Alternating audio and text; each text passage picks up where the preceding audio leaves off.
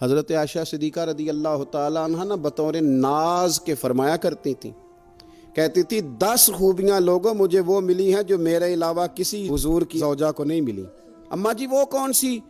تو فرمانے لگی میرے علاوہ حضور نے کسی کنواری عورت سے نکاح نہیں کیا۔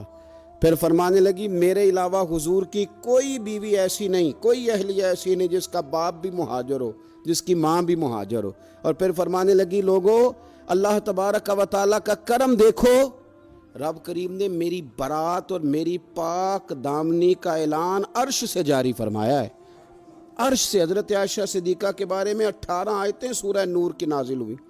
پھر سیدہ عائشہ صدیقہ رضی اللہ تعالیٰ عنہ فرمانے لگی میں ہی وہ خاتون ہوں کہ نکاح سے پہلی ریشمی کپڑے میں لپیٹ کے حضرت جبریل میری صورت لا کے حضور کو دکھایا کرتے۔ پھر فرمانے لگی میں ہی وہ حضور کی اہلیہ ہوں کہ جس برتن سے حضور غسل کرتے تھے مجھے بھی اسی سے غسل کرنے کا شرف حاصل ہو جاتا تھا۔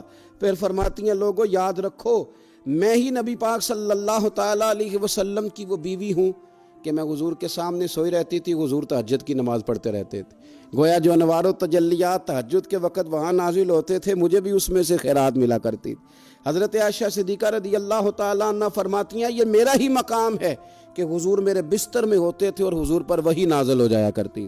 پھر ارشاد فرماتی ہیں کہ نبی پاک صلی اللہ تعالیٰ علیہ وسلم نے مجھے ہی وہ مقام دیا کہ حضور کا نورانی وجود میری گود میں تھا جب نبی پاک نے وصال فرمایا۔ فرمانے لگی میں ہی وہ خوش نصیب ہوں کہ میری باری تھی جب میرے نبی پاک کا وصال ہوا۔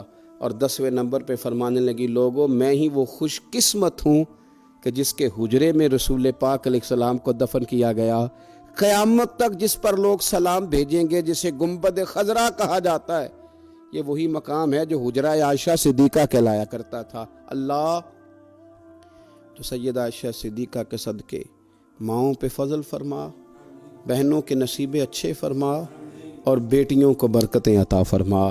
آخر دعوایا ان الحمدللہ رب العالمین۔